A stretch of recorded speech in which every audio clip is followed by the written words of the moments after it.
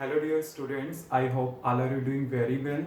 As we are discussing about the question answer related to the unit 3 magnetic effect of current. So we have next question is write the expression in a vector form for the Lorentz force capital F due to a charge moving with velocity v in a magnetic field B vector. What is the direction of the magnetic force? Means इसमें आपने क्या करना है? Firstly आपने expression को right करना है किस फॉर्म में, means F vector B vector and V vector की फॉर्म में. क्लियर. और उसके बाद आपने क्या करना है, यहाँ पे डायरेक्शन ऑफ मैग्नेटिक फोर्स भी फाइंड आउट करनी है. तो मैग्नेटिक लॉरेंज फोर्स का एक्सप्रेशन क्या होता है हमारे पास, F equal to Q V cross B. ये हमारे पास इसका एक्सप्रेशन होगा. बट सम स्टूडेंट्स क्या करते हैं एग्जाम में कि वो सोचते हैं कि लॉरेंज फोर्स के बारे में पूछा गया है, तो लॉरेंज फोर्स के लिए एक्सप्रेशन क्या राइट करते हैं कि F equal to q e plus v cross B. ये हमारे पास ओवरऑल लॉरेंज फोर्स के लिए एक्सप्रेशन है, दिस वन. बट हमने यहाँ पे क्या करना है, मैग्नेटिक लॉरेंज फोर्स के लिए लिखना है, मैग्नेटिक इफेक्ट में लिखना है. तो हमने ये वाला करना है, ये वाला नहीं लिखना. क्लियर. तो हमारे पास एक्सप्रेशन क्या होगा, ये होगा. अब हमने क्या करना है, डायरेक्शन फाइंड आउट करनी है. डायरेक्शन हमने किसकी फाइंड आउट करनी है, फोर्स की. क्लियर.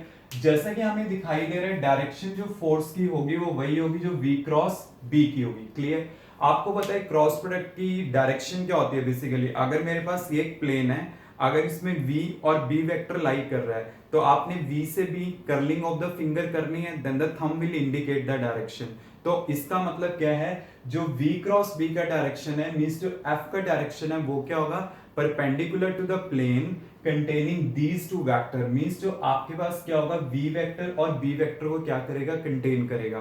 तो ये हमारे पास यहाँ पे जो फोर्स का डायरेक्शंस होगा वो क्या होगा हमारे पास, f का वो क्या होगा, perpendicular to the plane containing these two vector v vector and b vector. Clear. तो इस टाइप से हमने क्या करना है, इस क्वेश्चन को सॉल्व करना है. मींस सिंपल आपने एक्सप्रेशन लिखना है and you have to find out the directions. Means direction क्या होगी, perpendicular to the plane containing these two vector v vector and b vector. Clear. Any doubt?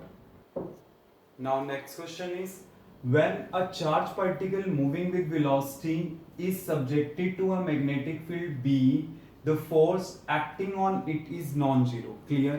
Means जब एक charge particle particular velocity के साथ move कर रहा है, ठीक है, और मैग्नेटिक फील्ड बी आपको मेंशन है, then the force acting on it is non zero. Clear.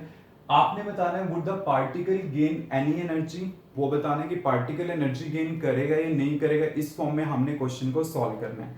Clear. अब देखिए इसको मैं कैसे सॉल्व कर सकता हूं कि मुझे ये चीज पता है कि जो मेरे पास पावर होता है वो क्या होता है, वर्क डन पर यूनिट टाइम होता है. क्लियर.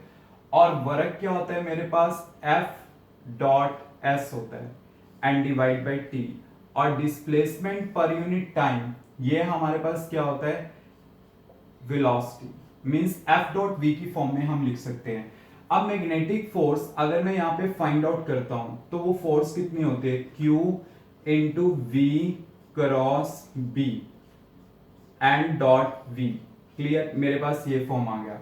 अब देखिए ये जो मेरे पास फॉर्म है ना, ये होता है स्केलर ट्रिपल प्रोडक्ट. क्लियर. कि इसमें आपके पास क्या होता है, अगर दो वेक्टर सिमिलर आ जाते हैं, जैसे कि आपको पता है कि जो क्रॉस प्रोडक्ट होता है बिटवीन द सिमिलर वेक्टर वो क्या होता है, जीरो होता है. और बाय द सिमेट्री प्रॉपर्टी मैं इसे कैसे लिख सकता हूं, Q V cross V dot b. इस टाइप से मैं इसे लिख सकता हूं. क्लियर. चाहे आप ना भी एग्जाम में लिखो बट आपको इतना पता होना चाहिए, अगर दो वेक्टर मेरे पास सिमिलर है तो इसका मतलब यहां पे आपके पास क्या आएगा, ये जीरो आ जाएगा. तो अगर ये जीरो आ रहा है तो इसका मतलब क्या है, पावर जीरो आ गई. पावर क्या होता है, वर्क डन पर यूनिट टाइम, वो जीरो आ गया. तो इसका मतलब वर्क डन क्या आ गया, यहां पे जीरो आ गया. अगर वर्क डन जीरो आ रहा है, एज यू नो कि जो आप वर्क परफॉर्म करते हो वो एनर्जी की फॉर्म में कन्वर्ट हो जाता है. क्लियर. तो इसका मतलब यहाँ पे क्या होगा, particle would not gain any energy. Means वो किसी भी टाइप की एनर्जी को गेन नहीं करेगा क्योंकि आपके पास W क्या आ चुका है, जीरो आ चुका है. मतलब इस टाइप के क्वेश्चन को आपने ऐसे सॉल्व करना है. आपको पहले मैग्नेटिक फोर्स का पता है बट आपने समथिंग ऐसा एक्सप्रेशन निकालना है जहां पे आपके पास एनर्जी आ जाए. एनर्जी मतलब you have to calculate the work done by the charge particle. Clear. Any doubt? Now next question is, under what condition an electron moving through a magnetic field experience the maximum force? Means आपने ये बताना है एक charge particle के ऊपर magnetic field के presence में maximum force कब एक्ट करती है. क्लियर. एज वी नो कि एक्सप्रेशन जो हमारे पास फोर्स के लिए वो क्या है, Q we B sine theta. We have to see कि इसका मैक्सिमम वैल्यू कब होगा. जब आपके पास थीटा का वैल्यू 90 डिग्री होता है देन एफ आपके पास क्या हो जाता है, maximum. Because sine 90 will be 1, then आपके पास मैक्सिमम वैल्यू क्या होगी, q we b. Clear. Means अगर आपके पास चार्ज पार्टिकल मूव करता है perpendicular to the direction of the magnetic field then the force experience क्या होगा, मैक्सिमम होगा. क्लियर. इसी टाइप से अगर मान लो क्वेश्चन में पूछ लिया जाए मैक्सिमम के प्लेस पे मिनिमम, कि आपके पास मिनिमम फोर्स कब एक्सपीरियंस होगी, तो मिनिमम कब एक्सपीरियंस होगी, आपको पता है थीटा आप 0 डिग्री पुट करो या फिर आप 180 पुट करो. Sine 0 is 0, sine 180 is also 0, तो मेरे पास मिनिमम वैल्यू कितनी आ जाएगी, यहाँ पे 0 आ जाएगी.